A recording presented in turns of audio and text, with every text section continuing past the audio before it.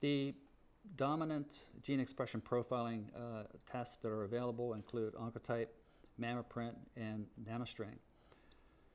Of those, NanoString is the only FDA-cleared test currently for formalin-fixed paraffin-embedded tissue.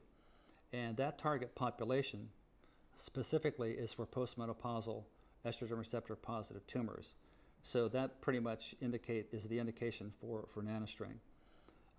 The Oncotype test can be used for any patient age, and it can be used, again, we like to think that we use that mostly for intermediate grade tumors, particularly at our institution. The MammaPrint test can be used for estrogen receptor positive as well as estrogen receptor negative patients. It's unusual that we actually perform that on estrogen receptor negative tumors, but there are some subsets of some very unusual, rare estrogen receptor negative tumors outside of the so-called triple negative basal-like tumors where that test may in particular be useful. The tests have been validated in different methods using different target populations. For example, the NanoString used exclusively postmenopausal patients, and they used two specific validated clinical trials, registered clinical trials, the TransATAC population and the ABCSG8. Together, there was about 2,500 patients in that clinical validation set. So the NanoString has a very robust validation population for which they created their assay. The Oncotype test was used basically on NSABP B14 and B20.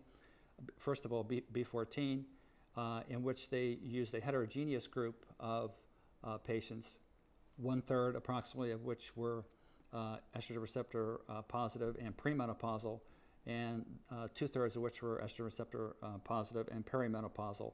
Altogether, approximately 658 patients in that population.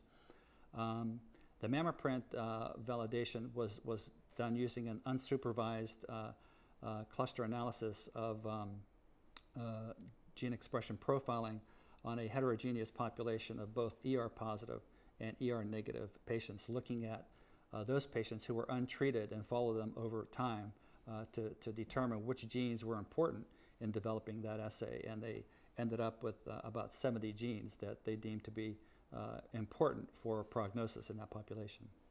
All of these tests are really complex. They are classified as what is called IVD-MIAs by the FDA, which means in vitro diagnostic multi-index assay. So they are very high risk, high impact tests, and they have to be performed properly. So from a pathologist's point of view, it's critically important to first of all have a test that has been independently evaluated, and that's what the FDA does. They have an independent validation process that they use to look at these tests. So the other aspect about the Prosigna test is that it is available in select local pathology laboratories, many of which are academic, and there are also availabilities in national laboratories such as Quest Diagnostics, ARUP, and LabCorp. So this test is widely available and can be ordered by a physician simply as though they ordered any other gene expression profiling test.